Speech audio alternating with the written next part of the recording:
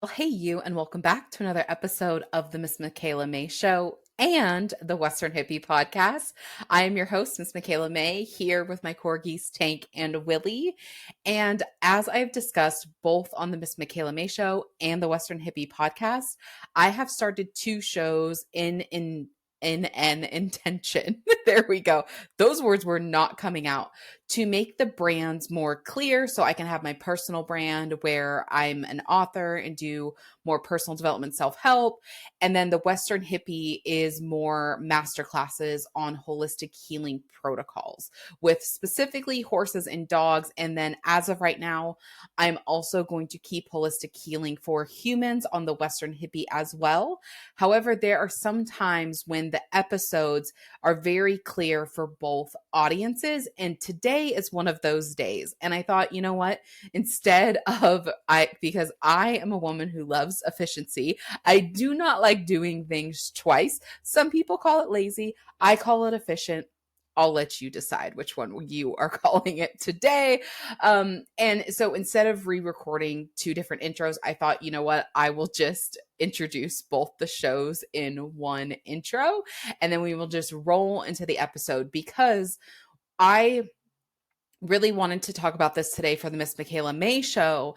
And I also wanted to talk about this for the Western Hippie podcast because it very much applies to an holistic healing protocols, all for humans, dogs, and horses. So I thought, you know what? This will be our first official cross post episode. And so without further ado, let's get into you are not self sabotaging, you are self protecting.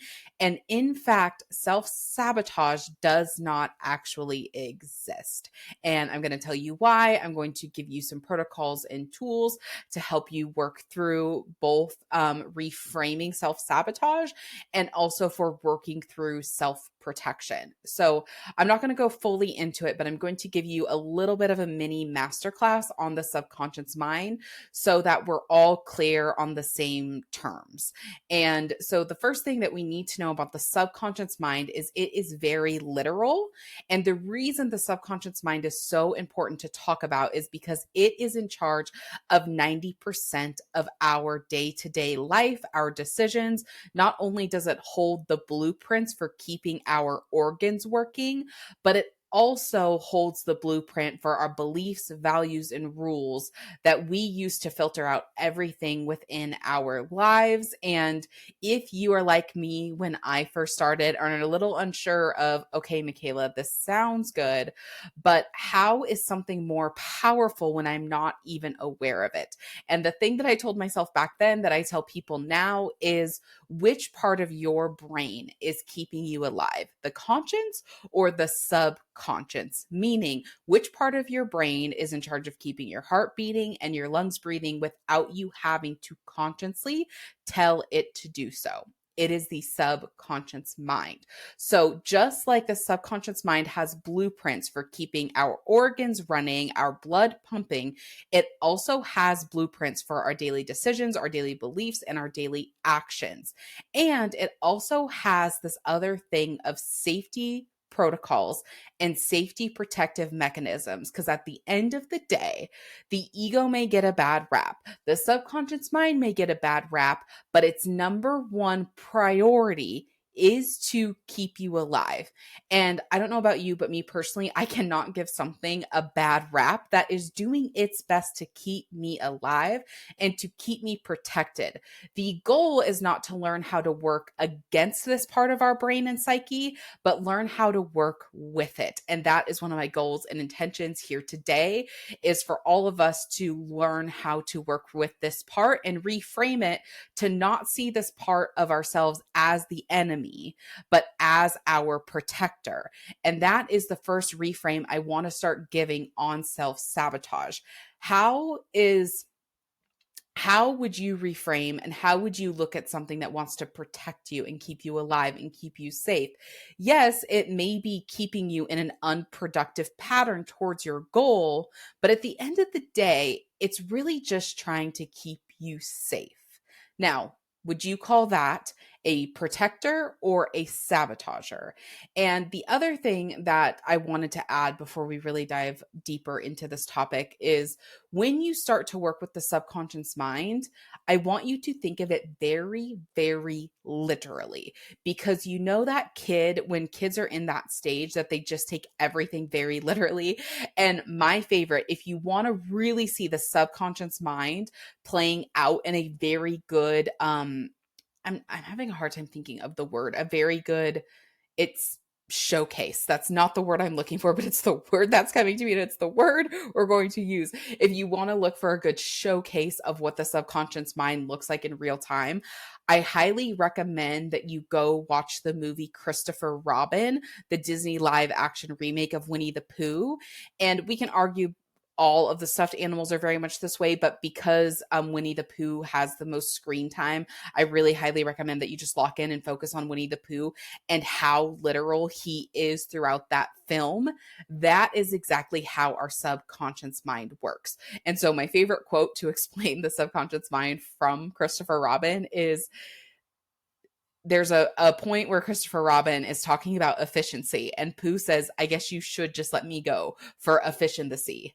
Because kids are very literal and they don't have these big fancy, like some kids do, some kids definitely do, but like big vocabularies, like kids are constantly taking things very literally. That's exactly how the subconscious mind works. So what's super interesting is from the ages to when we're in the second trimester of in the womb to when we are 7 to 8 years old, depending on the child, that is when our subconscious mind is forming. And we actually don't fully have the part of our conscious brain that is the filter. And so that is why kids take things very literally. Now, the interesting thing is we think that part of ourself goes away. It doesn't.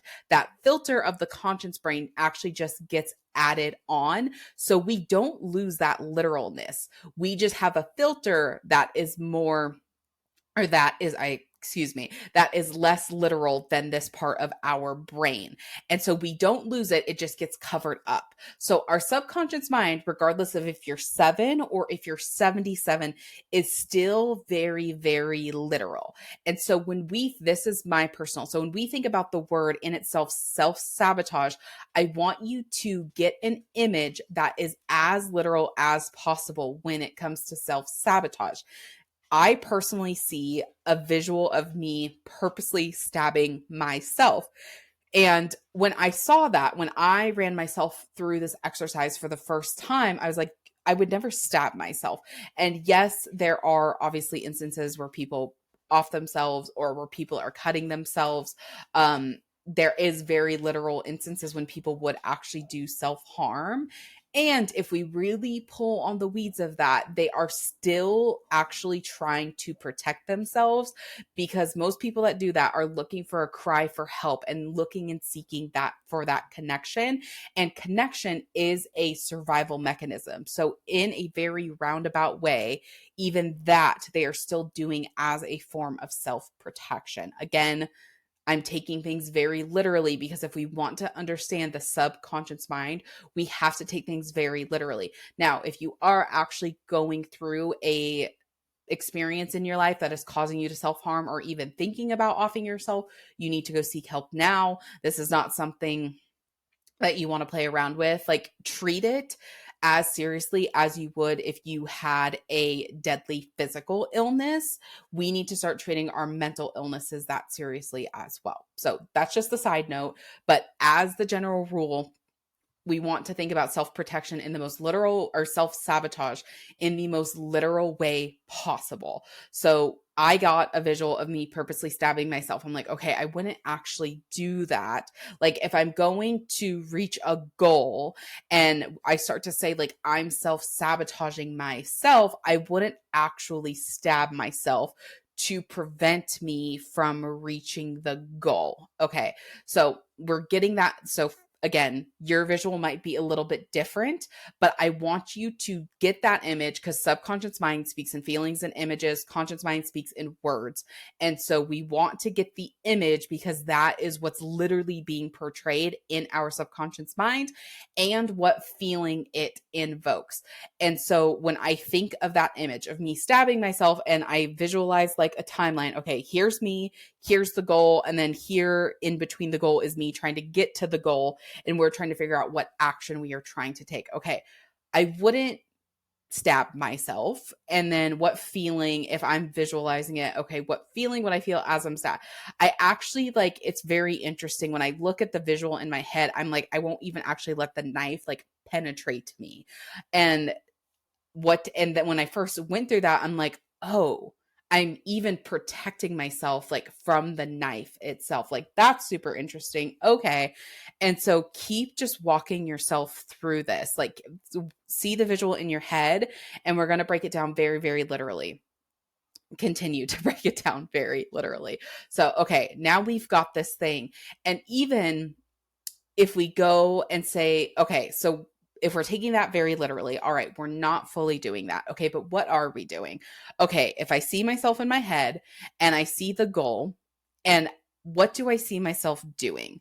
I see myself running full speed ahead and then all of a sudden like hitting the brakes. I rode something called reining horses for a while, and there's this thing called a sliding stop. If you've never watched it, you should totally look up a video of a sliding stop. If you just do like reining sliding stop or horse sliding stop, but essentially the horse is running full speed and then they have special shoes on and then they're in really deep dirt. So when the horse stops, like all this dirt comes up and then they come to a halt and start to back up.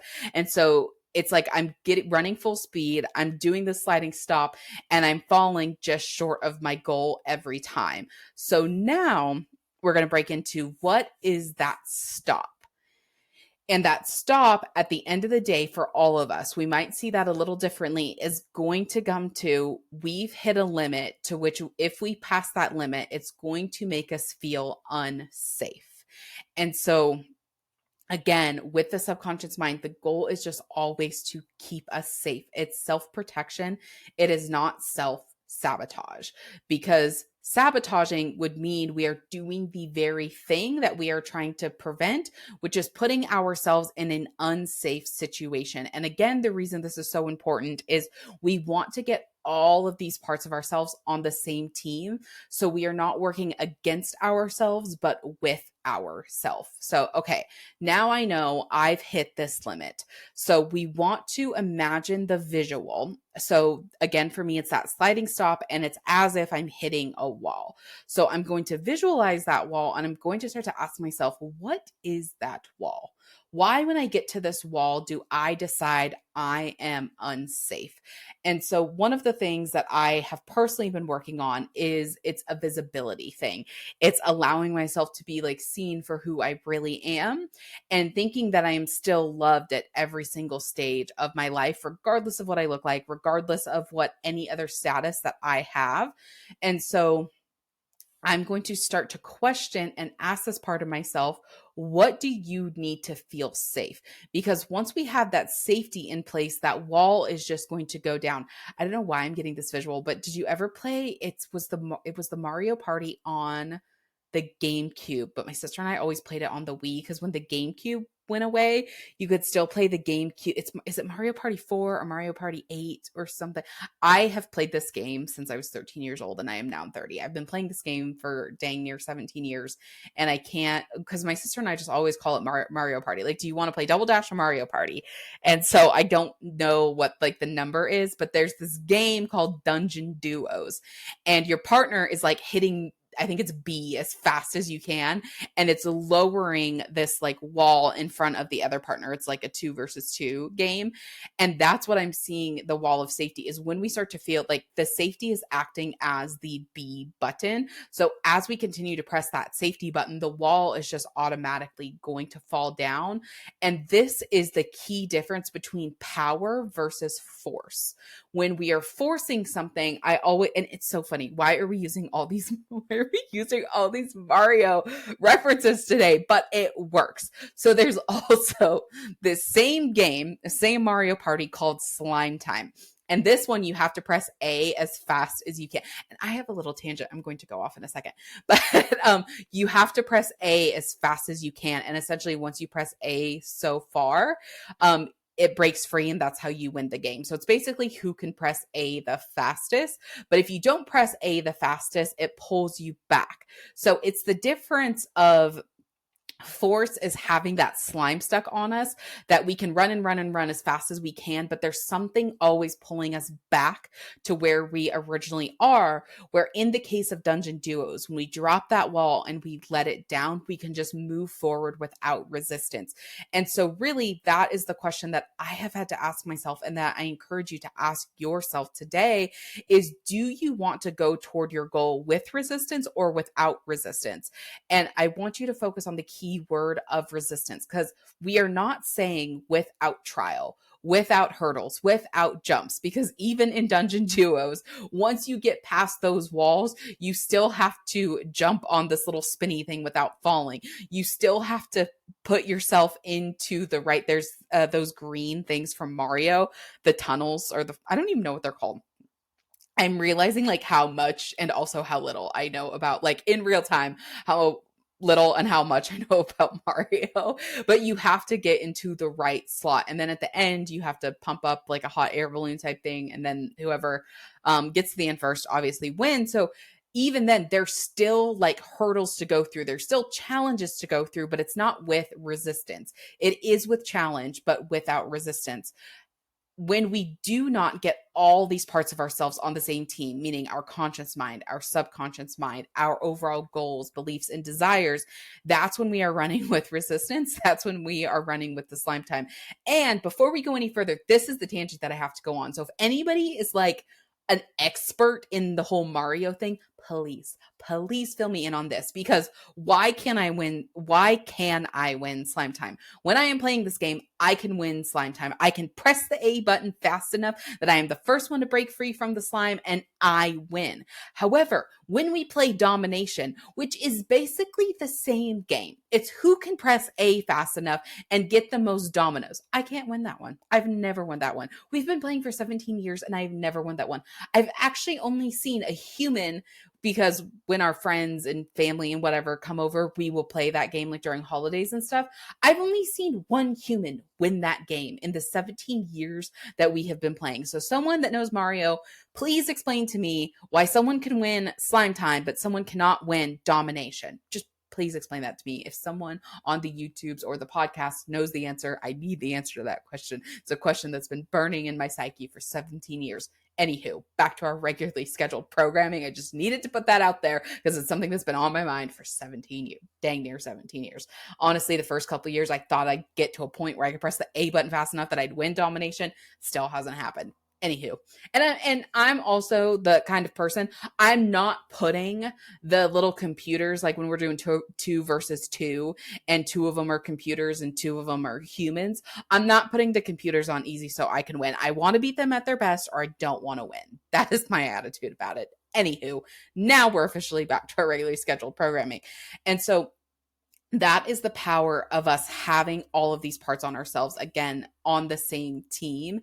It's that we can move forward with these things without resistance. Again, not without challenges, but without the resistance of having something from our past, a safety pin. Again, our subconscious mind also holds the safety protocols and safety protective mechanisms that are holding us, a piece of us, back in the past.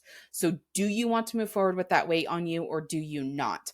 And I actually have been coming up with this in my own life, and I'm going to start doing a series about this, but I do want to touch on it here today because I think it's important. And what's been really interesting for me is whenever I have something on my mind that I feel like I need to teach about and share, it's always something that I am very similarly going through at the same time. So one of the goals and intentions that I've set for myself is I've been learning physical healing tools, mental healing tools, and emotional healing tools for the past since 2017. So like consciously, but probably if we go back to like the physical healing tools since 2014. And I think I really got into it like 2013. So for over 10 years of my life, I've been studying all these different, it's interesting because for some reason I always think of it like 2017, but 2017 was really when I got into personal development. But I feel like when I started, it's just a random thing. I started Shailene Woodley. If you know the actress Shailene Woodley, she was in the movie Divergent. She was in Big Little Lies. I think she was in the movie Descendants with George Clooney. She was the teenage pregnancy show, My Secret Life of a something like that. And she I got obsessed with the movie Divergent, and she was the character in there. So when I get obsessed with things, I start looking up everything about them. And she's actually very holistic and what I would consider very hippie. I don't know if she considers herself a hippie, but I do. And it, and I think that was like 2013 was when I kind of started pulling on the thread. And then it was really reading the It Starts With Food, which is the book of the Whole 30, and then reading the Bulletproof Diet by Dave Asprey that really got me more into like biohacking, learning how to heal the body, etc. And so, but for some reason, when I think about when did I start this, I always go back to 2017 for some reason. So I had to give you that backstory because Michaela's always has a backstory. And this is like a thing. If I don't tell you the backstory, I feel like I'm not telling you the truth. It's like the darndest thing. So you don't just get the short story, you get the detour of how like, it's not just from A to B. It's like, oh no, you're going to A to B, but not without the detour. And so, yeah, started learning about that stuff and have been able to really heal. Like I had really chronic lower back pain and I had chronic anxiety and my eyesight, I fixed my vision to go back to 2020. I had to wear glasses in high school, especially to drive. I really didn't wear them at school, but I had to wear them to drive. Couldn't see like the board, so I would take notes because I also didn't want to be seen with glasses on at the time. And now my vision is back to normal. So those are like the big three things that I have done. And now I'm going, okay, can I use all of these tools and apply them to weight loss? That is really my big goal. As I talked about in the Miley Cyrus episode. So if you are on the Western Hippie podcast, I will link the Miley Cyrus episode. However, if you are on the Western Hippie podcast, if you also go back to the episode where I talk about Ozempic, I talk about the concept of our personal kryptonite.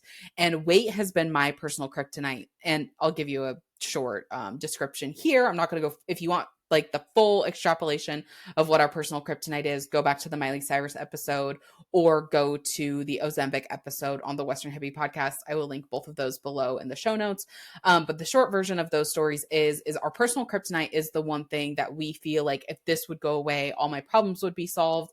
Other clues to find your personal kryptonite, it's where you've spent the most amount of money in the name of hating yourself, and also just the thing that you are the most insecure about. Like someone can tell me like, Michaela, you have the ugliest eyes, and I love my eyes. And I've said before, I have heterochromia, so both my eyes are a little bit of different color. And so someone could tell me they hate my eyes. I'm like, screw you. I think my eyes are really cool. And like, I love both color. And I don't know if I could choose one color over the other. So I get two. So whatever.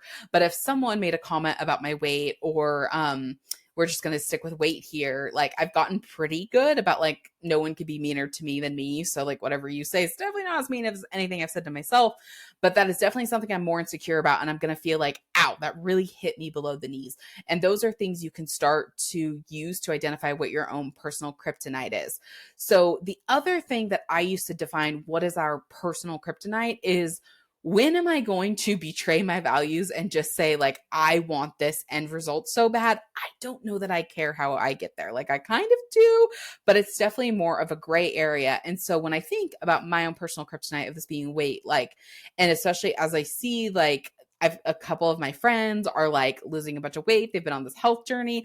I'm just like, fuck it. Let me go to the extreme. Let me do like all the crash diets. And there's a part of me that it's like so tempting.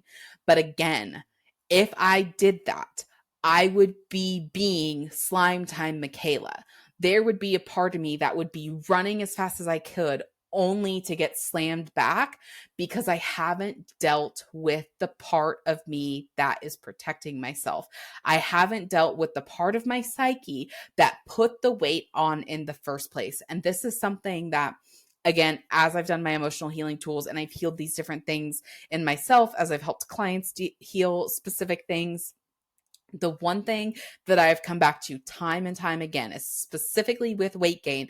And as we've talked about in this episode, is the only reason someone is overweight is because there's a part of their psyche that perceives it is safer to have excess weight on the body than it is to be thin. So, for example, if at some point somebody had to, and actually you see this more in animals, like an animal will be super overweight and then an animal will get randomly chased by something. And in that moment, the animal's body has decided it is safer for me to be thin than it is for me to have excess weight on my body.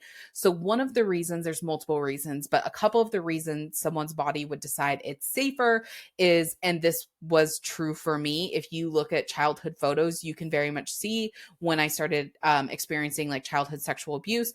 And so my body decided it was safer to have excess weight on the body because at that time, I'm not going to grow bigger than this person as far as like height goes, but my body can start to attempt to make me less attractive in order to protect myself from that person. So again, a part of my psyche perceives it is safer to have excess weight on the body than it is to be thin. So if I just go start crash dieting and if I just run full steam ahead and force this weight off of my body, again, this is back to the power versus force.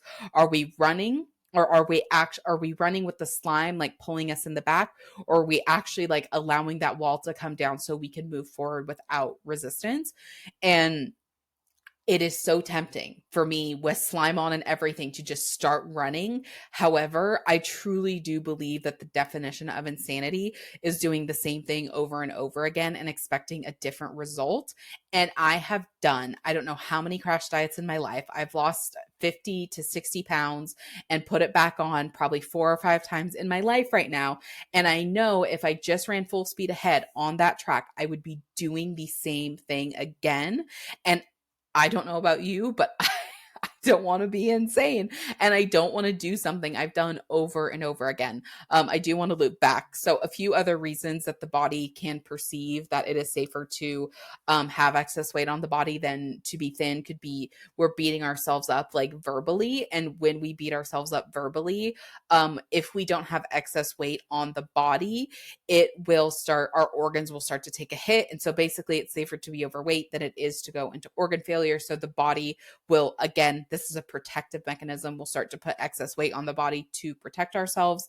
And anything, it can also be like a kidney conflict, meaning you feel like your survival is at stake. So if someone has been in like money has been short for a long time, they don't know how they're going to put food on the table.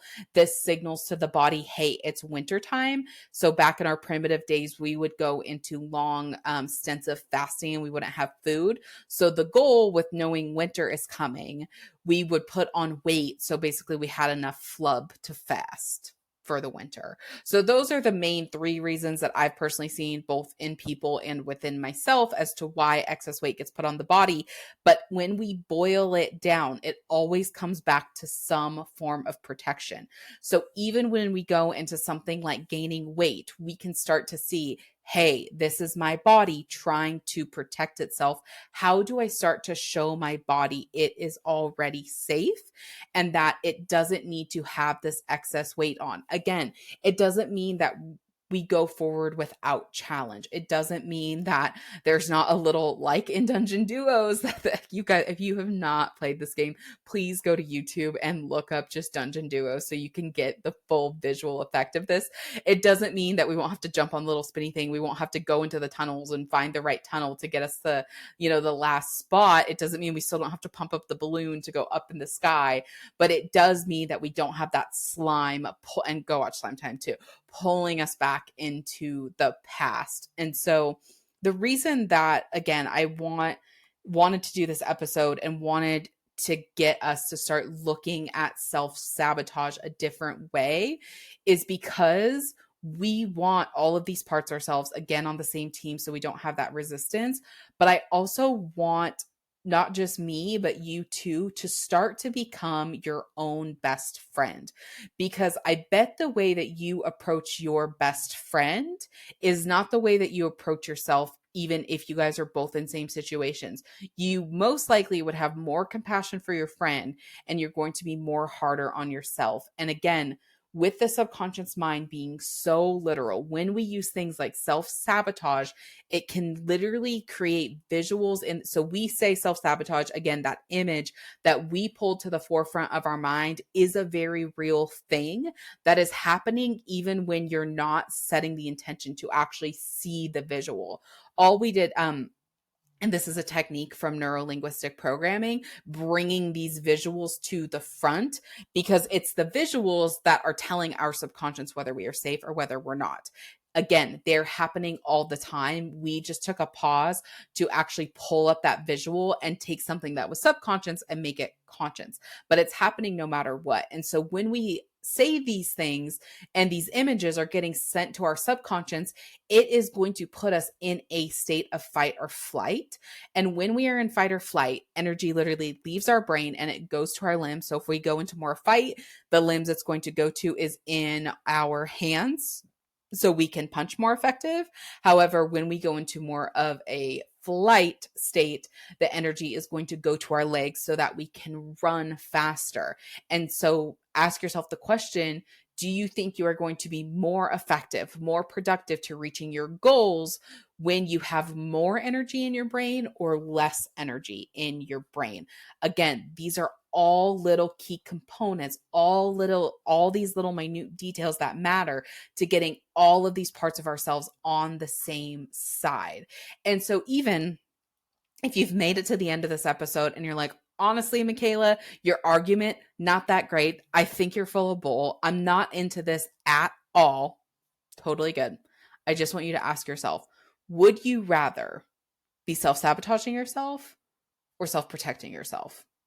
Is thinking about self-sabotage more productive towards your goal or more counterproductive towards your goal? Is self-protection, thinking the same thing in a different outfit, is it more productive towards your goal, more counterproductive towards your goal? Does thinking about it as self-protection help you get there, or does it actually take you further away? Because if you're like me, again, one of the cool things about me, I think, is I'm one of the most skeptical people there are. But the one thing that Tom Bilyeu actually taught me this, if you don't know Tom Bilyeu from Impact Theory, is there's only one belief that matters. And it's the belief that either gets you closer to your goal or further away from your goal. And when I'm mad at myself, when I am angry at myself, I am not as creative. I can't think as well. I do things more impulsively. And when I get angry at myself because I believe that I am self-sabotaging at myself, it shuts me down.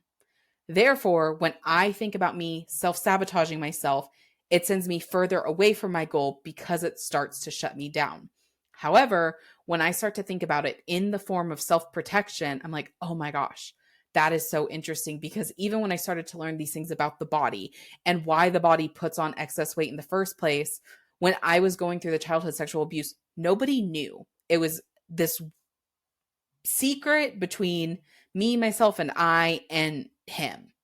And so when I thought about it through the lens of, instead of hating my body, like, why do you hate me? Why do you want me to be ugly? Why do you want me to be the fat kid? Like, whatever thing I said. And when I learned this and I started to see, like, oh my gosh, my body tried to protect me. Like, when nobody else knew what was going on, when nobody else was there to protect me, like, my body was there to protect me. And so when I started to see it through the lens of self-protection, I got more curious. And again, when I'm more curious, I'm more creative. I can get more things done. And from that curiosity, I started to get more compassion for myself and my body of like, oh my gosh, that is so sweet. Like, I have struggled with feeling protected my whole life. And then I saw, like, oh my gosh, my body tried to protect me this whole time. And so again, all of these things make me more productive towards my goals. So that is all I have for you today. And again, my intention was just to get you to start looking at self-protection versus self-sabotage a little differently, and encourage you to maybe switch your language on it and switch your approach on it and start to ask these different questions, because different questions will get us different answers, and different answers will lead us to different results. And again, like me, if the definition of insanity is doing the same thing over and over again and expecting a different result, even if you're not convinced, maybe is it time for you to just try something different? Maybe is it time for you to just do something different? And maybe the one difference you can try today is looking at yourself from I'm self-sabotaging myself and changing it to, maybe there's a part of me that's trying to protect myself. How can I get curious and figure out how to protect myself in a different way? How to meet that need in a different way? And if you're like me, maybe, just maybe, that curiosity will open a door that's never been opened before. Thank you for tuning in to this first cross post episode of the Western Hippie Podcast and the Miss Michaela Mae Show. Again, I'm your host, Miss Michaela Mae, here with my corgis, Tank and Willie. If you found value out of this episode, I would be ever so honored if you would subscribe on YouTube and also subscribe on whatever podcast platform you are listening to. And if you feel so called, the cherry on top that I like to call it, would you please leave a review and let me know what you found most valuable out of this episode. Until next time, Tank, Willie, and I will talk to you later. Thank you for tuning in to this episode.